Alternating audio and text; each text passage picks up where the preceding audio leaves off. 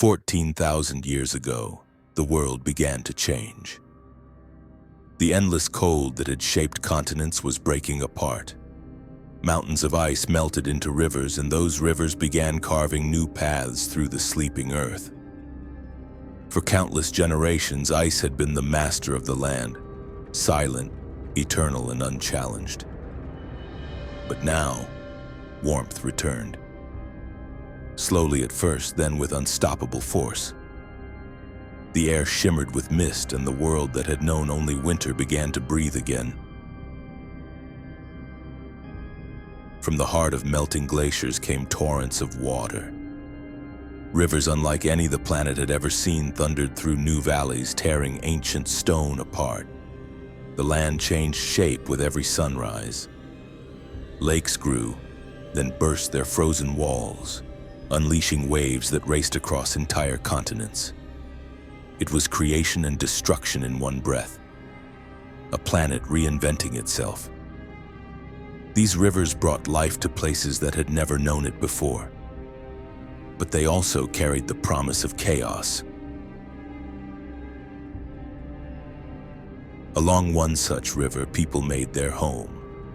A small community of hunters and gatherers living at the fragile edge between ice and forest. They followed the rhythm of the seasons, trusting the river that never failed to return each spring. To them, this was the center of the world, a place of warmth, food, and memory. They sang to the water, believing it carried their words to the spirits of the deep. They had no way of knowing that the same river that fed them would soon rise against them. The signs came quietly. Longer summers, warmer winds, heavier rains. The river began to behave strangely, swelling higher than before, claiming the banks where children once played. Animals moved away as if warned by something the people could not yet sense. The world still looked familiar, but something beneath it was stirring. The land they called home was becoming restless. That night, the elders gathered around the fire. The shaman spoke of dreams, of thunder without rain, of stars fading into dark water. Most smiled politely and went back to their tasks. They had heard such stories before, but somewhere deep within they felt the weight of her words. The earth was changing in ways they couldn't yet see, and soon it would remind them how small they truly were.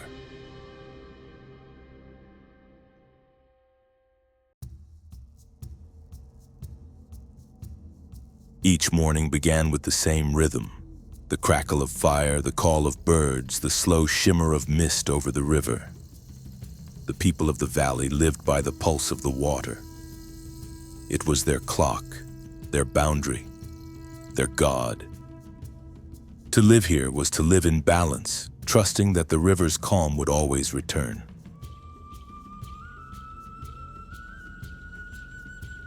They taught their children to read the earth, the tracks in the mud, the whispers of the wind, the way the river spoke before the rain. Survival was not a struggle here, but a conversation with nature. The young learned that every sound, every scent had meaning, and in that meaning they found safety.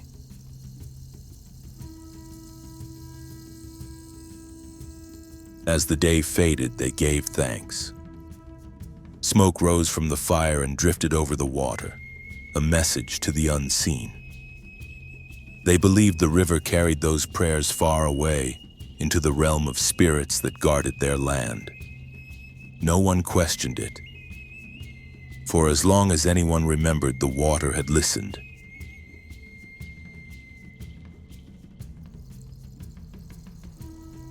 When darkness fell, stories filled the night. Tales of animals, of heroes, of ancestors who had shaped the world before them. Every word tied them together, a chain of memory stretching farther back than they could count. Around those fires, they learned who they were and why their world mattered.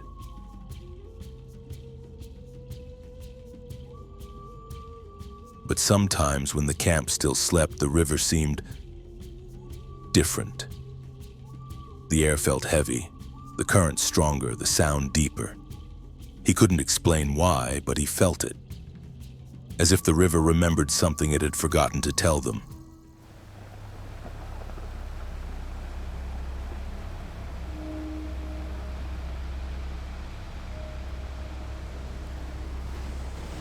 The river that once gave life now grew restless. It swelled beyond its banks, breaking patterns older than memory. Each day the current ran stronger, heavier, filled with fragments of ice and uprooted trees. The people watched, uneasy, but still believed it would pass. Rivers had risen before, and always fallen again. They didn't yet understand that this time was different.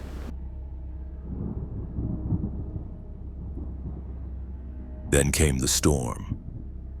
Wind howled through the valley like a living creature tearing at their shelters, drowning the sound of their voices. Rain fell for days without rest. Fires died, paths vanished, and beneath it all the river kept rising, silent at first, then roaring with a force that shook the ground.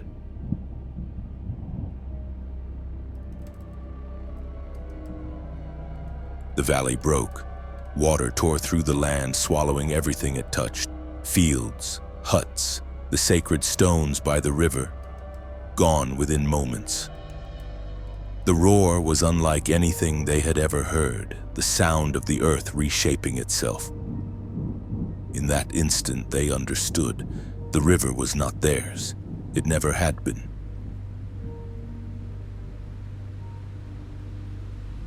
They fled toward the hills, guided only by instinct and the faint light of stormy skies.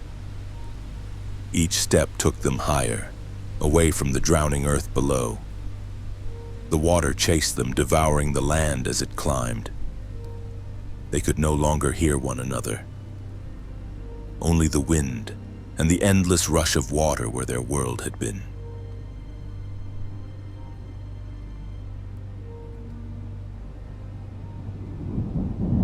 When the storm finally broke, they turned to see what was left. The valley was gone, a wide, dark sea stretching to the horizon. The woman who once fetched water there now held only silence in her hands. Somewhere beneath the surface lay their fires, their songs, their past. The flood had taken everything except their will to remember. When the wind finally stopped, silence fell heavier than the rain ever had. The valley, their home, their world, lay buried beneath a new sea. They stood above it, drenched, shivering, unsure whether they were the last or the first of their kind. The sound of water replaced every memory they had of song. For the first time, the earth seemed endless and empty.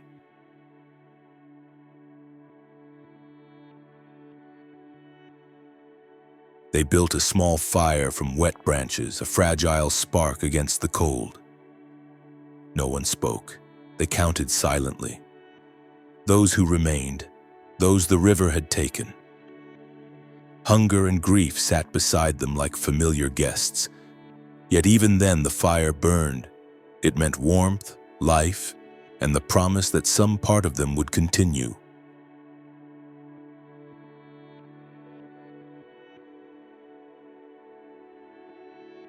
The shaman spoke to the river as if it could still hear. Her words were soft, almost lost to the wind. She did not ask for mercy, only memory. That the water would remember those it had taken and that the living would carry their names forward. In her silence, they found the strength to begin again.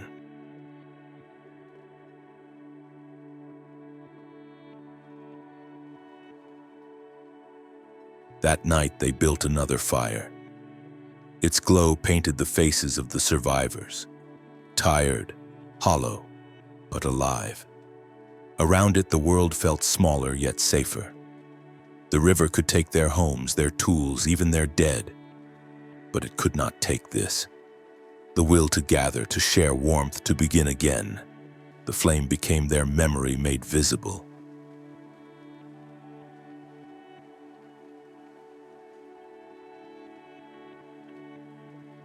When morning came, light returned to the valley, changed but alive. The flood had ended one world and revealed another. They would learn to live beside this new water, to read its moods and respect its power. From that day on, they would tell their children of the time the waters rose, so the world would never forget.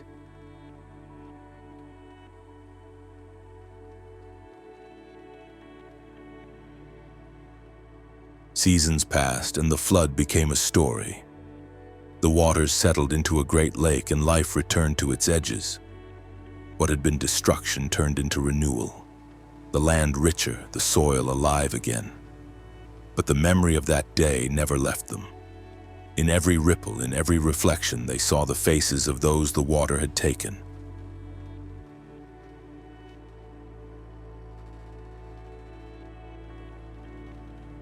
At night, the elders spoke of the flood. They told it not as a tragedy, but as a warning and a promise.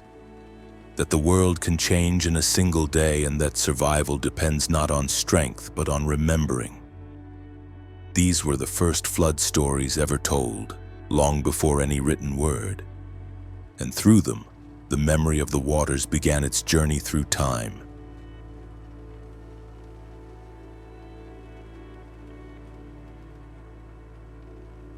Generations turned to centuries. The lake receded, new forests rose, and people moved on.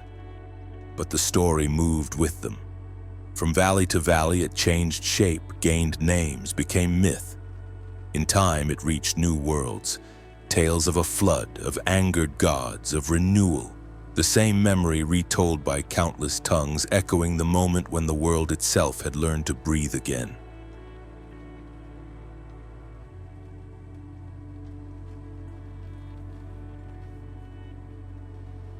Today, the ice melts once more.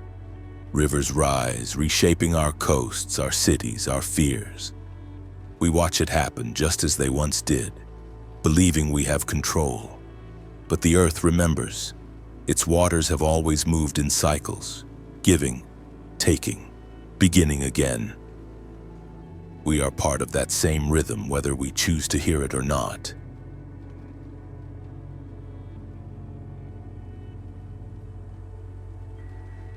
14,000 years ago, a flood ended one world and began another. We carry its memory still, in the stories we tell, in the rivers we build beside, in the fragile balance we call home. The flood was not the end. It was the beginning of memory.